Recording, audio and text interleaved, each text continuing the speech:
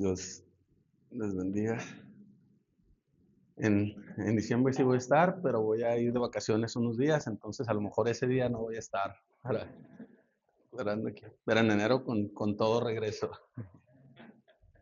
Este, el día de hoy me gustaría iniciar con una historia que ya han escuchado muchas veces. Es más, yo sé que es la favorita de nuestro pastor y como ya tiene mucho que no nos la cuenta, se las voy a recordar. Y es la historia de cuando estaba en la playa y estaba a punto de ahogarme.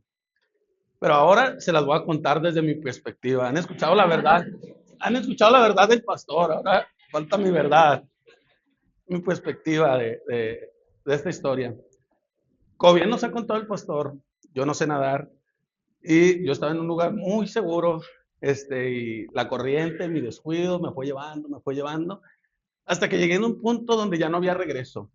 Llegué a un punto donde, pues la verdad sí me estaba ahogando. O sea, ya no podía, y yo empecé a forcejear, pues primero empiezas ahí normal a tratar y luego conforme te vas desesperando, pues comienzas más y más y más. Y yo ya estaba bien desesperado, a punto de ahogarme. Y llegó el pastor y como bien me ha contado, pues me sacó a pesar de que yo estaba ahí hundiéndolo, ¿no? En mi desesperación. Pero ahí va mi parte de la versión. La verdad es que como yo no sé nadar, en mi versión, desde mi perspectiva, si yo no hubiera forcejeado, si yo no hubiese esforzado, si yo no sé cuánto tiempo fue, pero si yo no hubiera dado el tiempo suficiente, a lo mejor el pastor no hubiera alcanzado a llegar a rescatarme.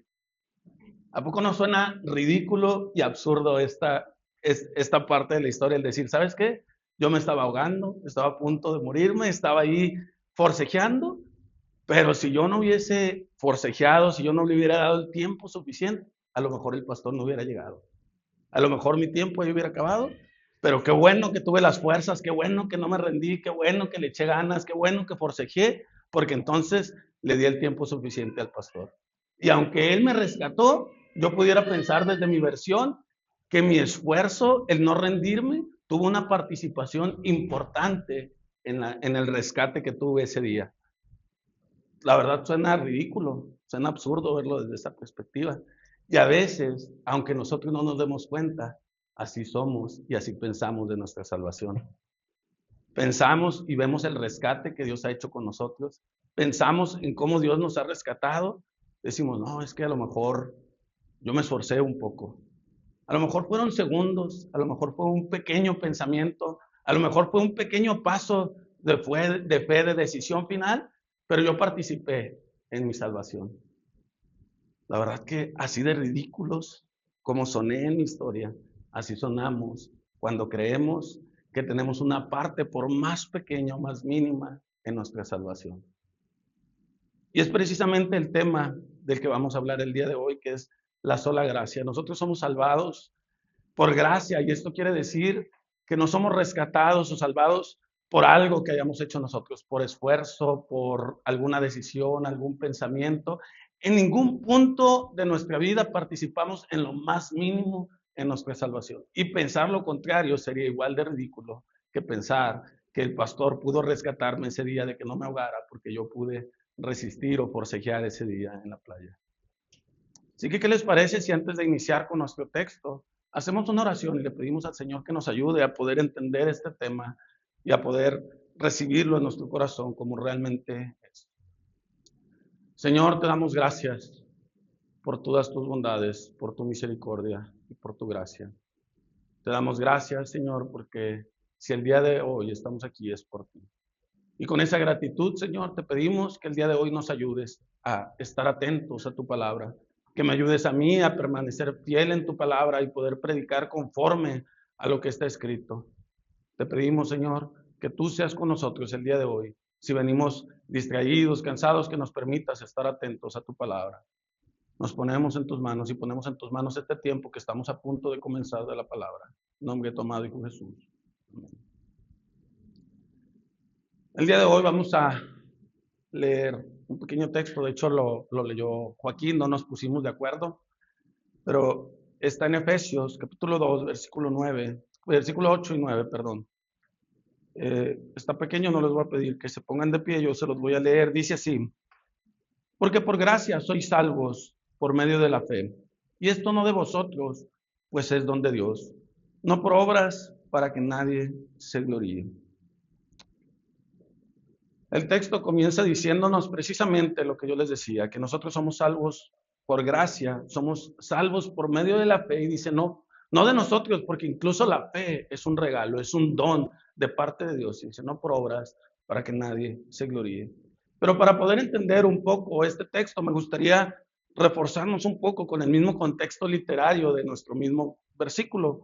Capítulo 2, versículo 1 dice así: y Él os dio vida a vosotros cuando estabais muertos en vuestros delitos y pecados. Versículo 2, en los cuales anduvisteis en otro tiempo, siguiendo la corriente de este mundo, conforme al príncipe de la potestad del aire, el espíritu que ahora opera en los hijos de desobediencia, entre los cuales vosotros, también todos vosotros vivimos en otro tiempo, en los deseos de nuestra carne, haciendo la voluntad de la carne y de los pensamientos, y éramos por naturaleza hijos de ira, lo mismo que los demás. El texto comienza diciéndonos que nosotros fuimos rescatados y nos dio vida a nuestro Dios cuando estábamos muertos en nuestros delitos y pecados. Y luego viene a explicar un poquito esto. Pero ¿a qué hace referencia esto? De hecho, la palabra que utiliza aquí para decir que nosotros estábamos muertos cuando recibimos la vida, hace referencia a un cadáver. Y yo me pongo a pensar, ¿qué puede hacer un cadáver? ¿Qué puede hacer un muerto? La verdad es que nada. El texto no dice, el Señor nos rescató cuando estábamos a punto de ahogarnos y nos estábamos quedando sin fuerzas. No dice, el Señor vino a rescatarnos cuando estábamos moribundos. El Señor vino a rescatarnos cuando estábamos luchando por hacer algo y estábamos a punto de perdernos. Dice que el Señor nos trajo vida cuando nosotros estábamos muertos en nuestros delitos y pecados. La realidad es que nosotros fuimos rescatados porque en verdad estábamos perdidos, porque en verdad no había la posibilidad que nosotros, estando muertos, pudiéramos hacer ni siquiera el más mínimo esfuerzo por ser rescatados. No podíamos hacer nada, ni siquiera en pensamientos o en actos, para poder hacer algo bueno. La misma Biblia nos dice en Romanos que no hay bueno ni a uno, no hay quien busque lo bueno, no hay quien busque a Dios, no hay ni un justo, solamente Cristo. La realidad es que somos, y antes de Cristo estábamos en esclavitud de nuestro mismo corazón, malvado y perverso.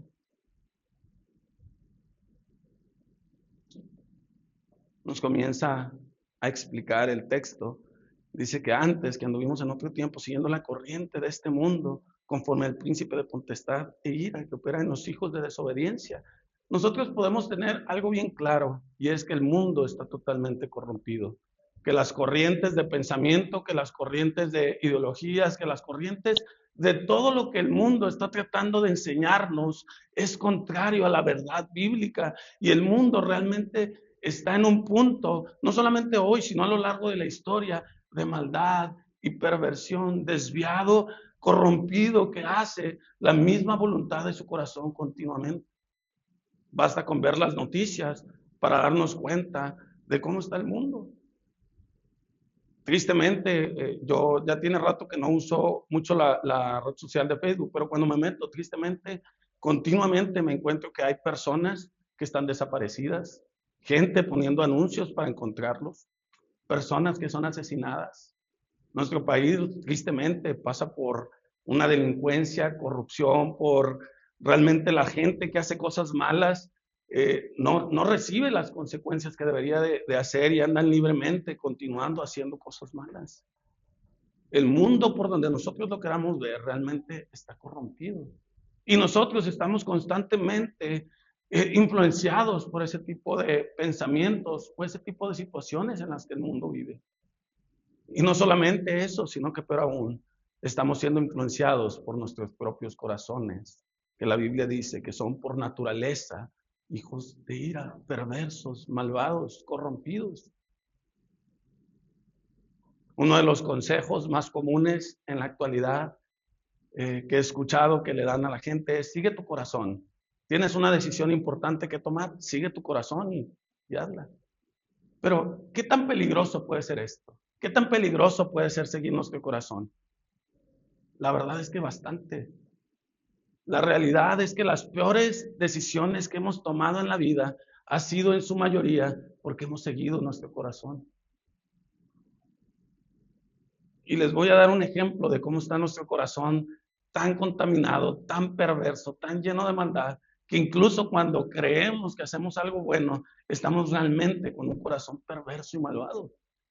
Me acuerdo en mi época de estudiante, cuando vine la primera vez a Monterrey hace ya bastantes años, yo me vine a estudiar a Monterrey y yo no tenía, mi familia no tenía la manera de apoyarme económicamente. Entonces yo me vine con la esperanza de pues encontrar un trabajo, poder pagar mi escuela y poder pagar las cosas y estar todo bien, ¿no? La realidad es que llegué aquí, batallé muchísimo. Yo vine con las intenciones de poder aprender, de poder crecer, de poder echarle ganas. Y la realidad es que muchas de las veces batallé de manera económica. A veces no podía, no tenía ni para comer. A veces mi comida en todo el día era una sopa de vaso. Así, para que se den una idea de, era estudiante de esos así que no tiene para comer, no tiene nada. A veces algunos compañeros me compartían un sándwich o me compartían algo y era lo que comían todo el día. Y me acuerdo que en ese entonces yo miraba a otros compañeros del salón y yo decía, señora, ellos ni les importa la escuela, vienen, no entran, se la pasan platicando, no le echan ganas y tienen apoyo económico.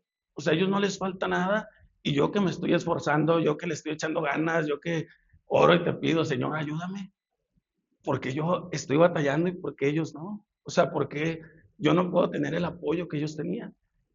Y ese es un reflejo de cómo incluso cuando hacemos cosas buenas, como echarle ganas a la escuela, como querer hacer las cosas bien, pues muchas veces es un reflejo que no lo hacemos porque creemos que es lo correcto, lo hacemos porque ¿qué? Queremos recibir algo a cambio. Hacemos un favor por alguien y si esa persona no se comporta de la misma manera con nosotros, ¿qué hacemos? Ay, qué ingrato. Ah, ya no lo vuelvo a ayudar nunca más. Porque así es nuestro corazón, tan malvado, tan perverso, que aún las cosas buenas que hacemos, no las hacemos con un corazón realmente genuino, con un corazón que realmente hace las cosas buenas porque sabe que son buenas o porque sabe que glorifican a Dios. La realidad es que los chismes, los pleitos, las contiendas, las divisiones, las guerras, los robos, todos estos problemas tan grandes que suceden en nuestras vidas, buenas que suceden porque alguien decidió en su corazón que era lo mejor para su vida. Está tan mal seguir ese consejo de seguir nuestro corazón que incluso cuando nosotros pensamos que seguir nuestro corazón es lo correcto, estamos dispuestos a cualquier cosa con tal de obtener lo que creemos que merecemos. Hay dos frases que he escuchado bastante, no sé si sean solamente locales o sean como que en todo el país, pero he escuchado la frase de el que no tranza no avanza o la guerra y el amor, todo se vale. Y esas frases nos hablan mucho del corazón de las personas, de nuestro corazón mismo. Que decimos, ah, bueno, con tal de obtener lo que yo merezco, entonces soy capaz de todo. Soy capaz de hacer cualquier cosa con tal de obtener lo que yo quiero en el trabajo, en nuestras casas, con nuestras familias. Y siempre, aun cuando hacemos cosas malas, ponemos una excusa, es que no tenía de otra. No, no tenía otra salida.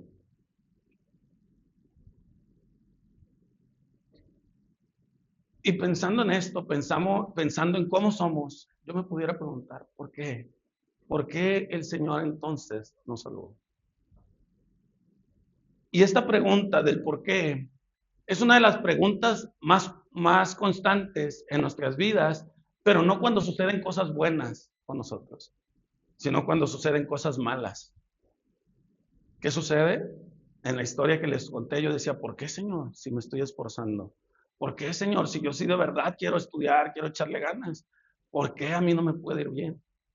No solamente en esa ocasión, cuando he pasado por enfermedad, cuando algún familiar o alguna persona que yo he querido, cuando he pasado por situaciones difíciles en mi vida, cuando he pasado por decepciones, siempre mi pregunta constante es ¿por qué?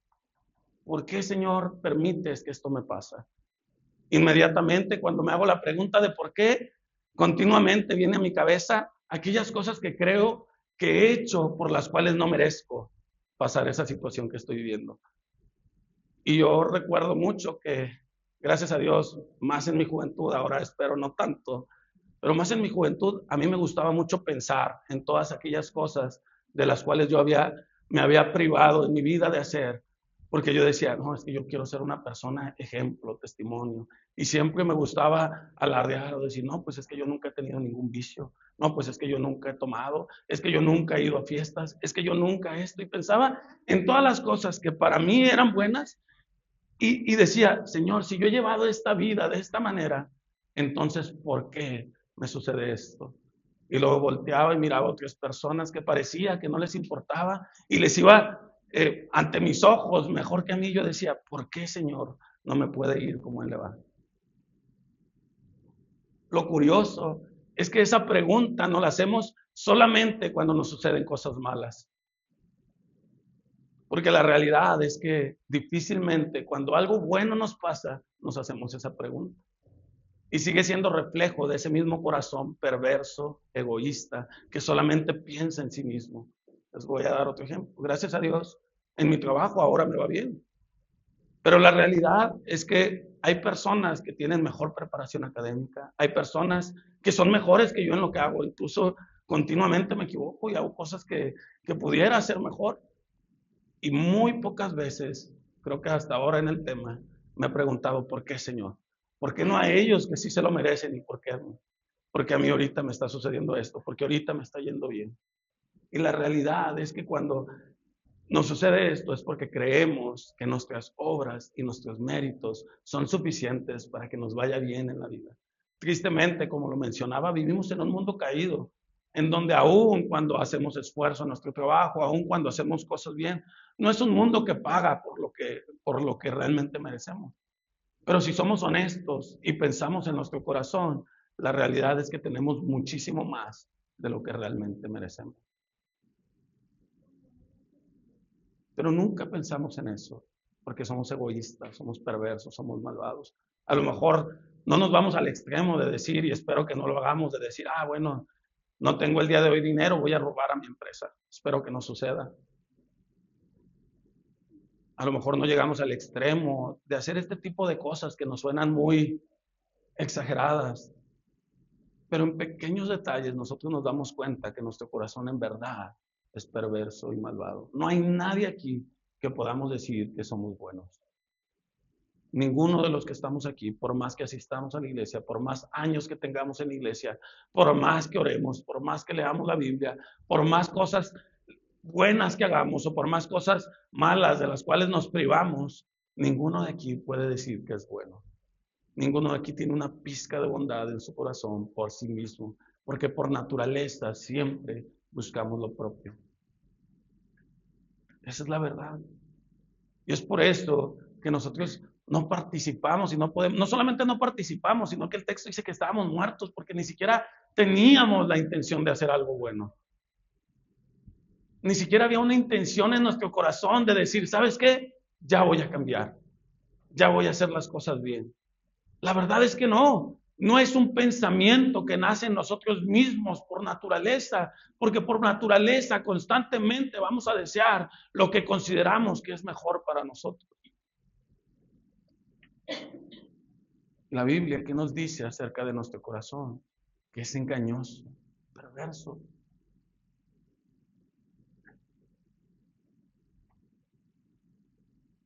Es por eso que nos dice que aún cuando nosotros estábamos muertos, Cristo, por su amor, porque es rico en misericordia y por el amor con que nos amó, nos rescató. Él no nos rescató ni siquiera porque escuché en una ocasión hace algunos años una persona que me dijo, bueno, es que Dios sabía que cuando se me presentara el Evangelio yo lo iba a recibir.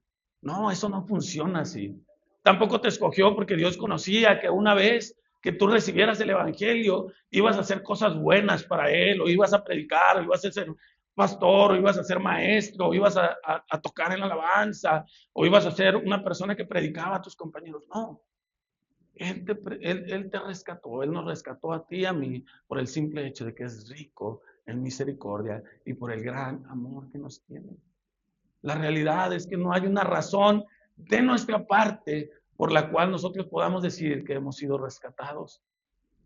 Nada, ni en tu pensamiento, ni en tu corazón, y mucho menos en tus obras, existe una pizca de algo en lo cual nosotros participamos para recibir la misericordia y la gracia de Dios.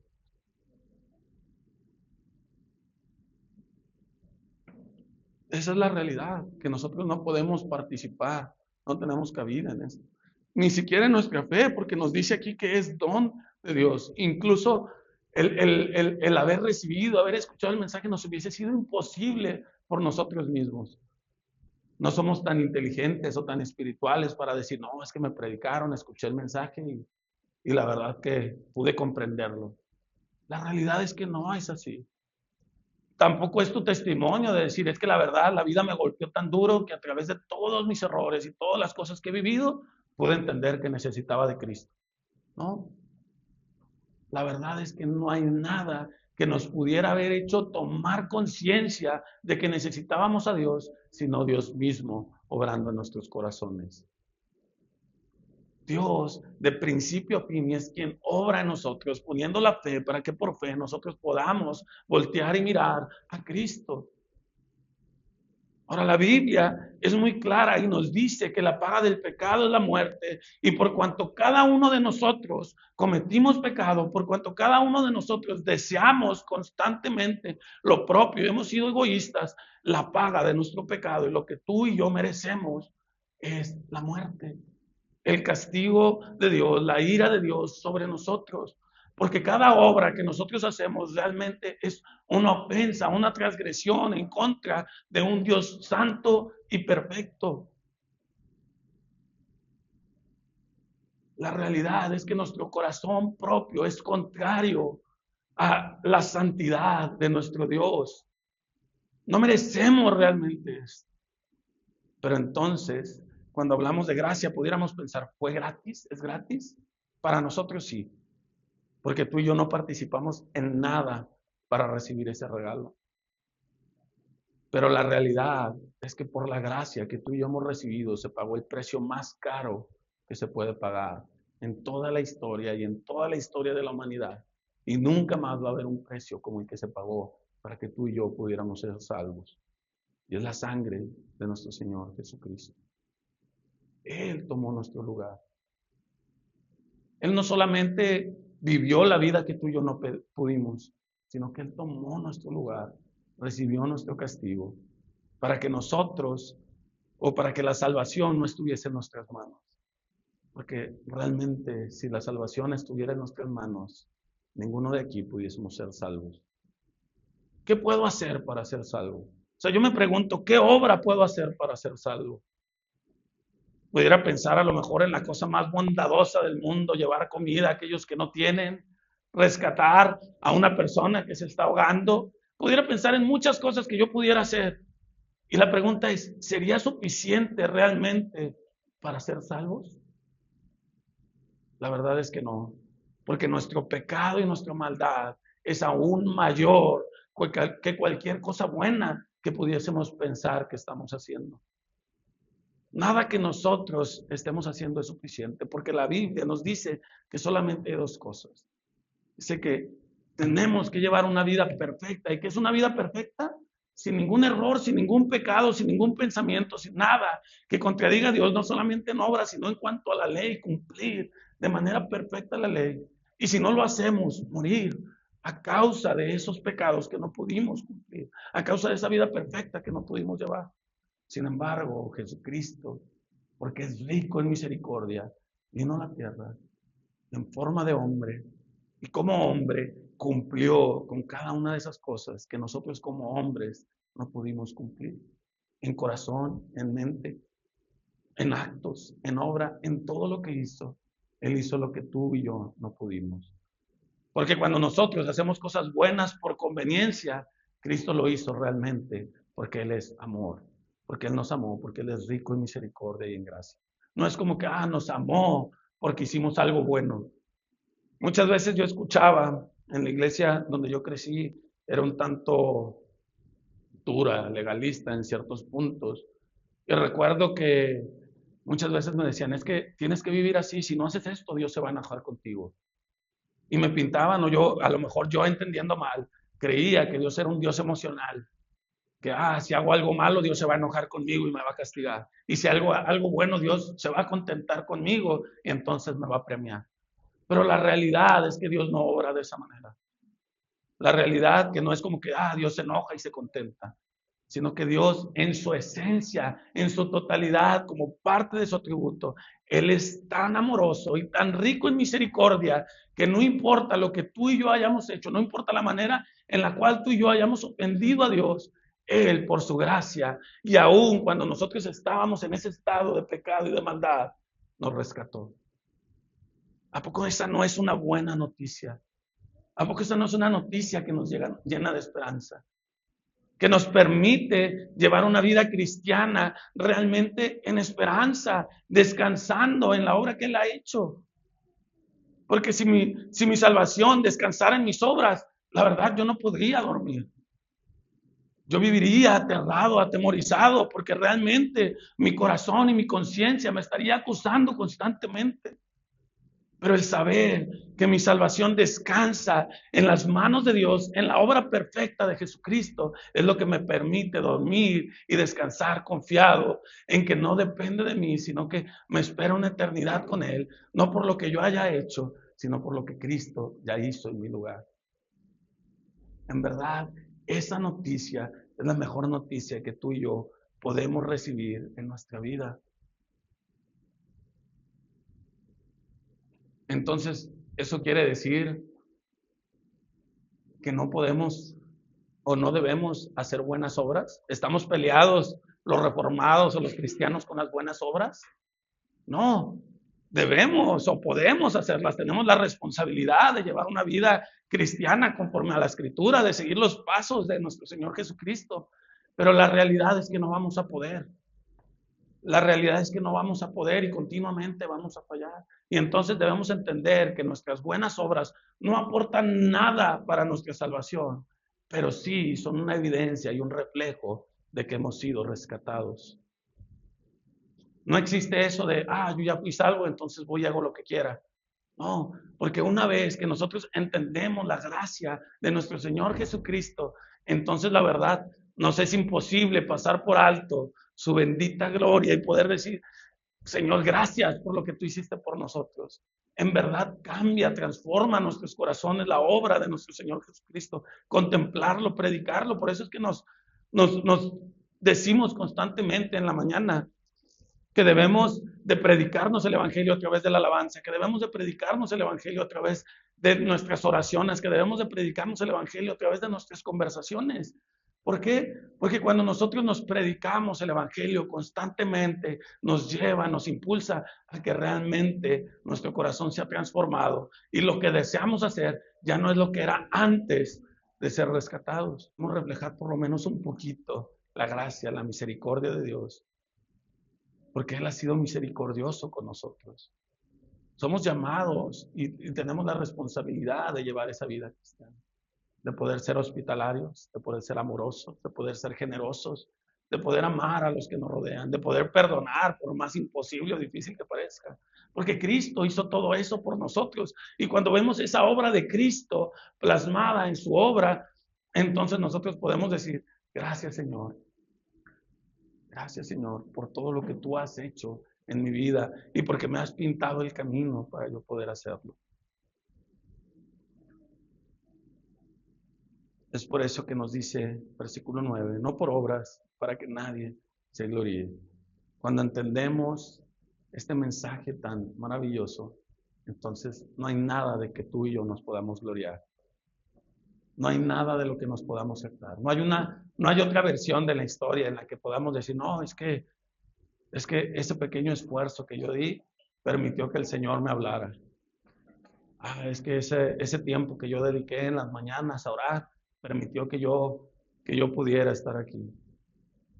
Ese esfuerzo extra que yo hago y que los demás no hacen es lo que me tiene aquí. No, no hay nada de lo cual yo me pueda jactar. ¿Sabes? Termino con esto. Cuando nosotros creemos que nuestras obras tienen el más mínimo influencia en nuestra salvación, lo que nosotros estamos haciendo es usurpar o tratar de usurpar la gloria que merece Jesucristo por las obras que Él sí hizo. Estamos tratando de tomar el lugar que solamente a Él le pertenece. Estamos tratando de tomar el lugar que solamente Cristo merece, que es recibir la gloria y la honra por ese rescate que tuvo por nosotros. Así que hermanos, si nosotros, si por muchos años hemos vivido con esa preocupación de que necesitamos hacer algo para poder recibir de parte de Dios su favor, el día de hoy podemos salir tranquilos y descansando de que Él lo pagó y lo hizo todo. No le faltó nada, no necesita nada de tu parte. Él hizo la obra completa para que tú y yo pudiéramos descansar en Él. También podemos el día de hoy decir, Señor, gracias. Gracias, porque realmente tú lo has hecho todo en nuestro lugar.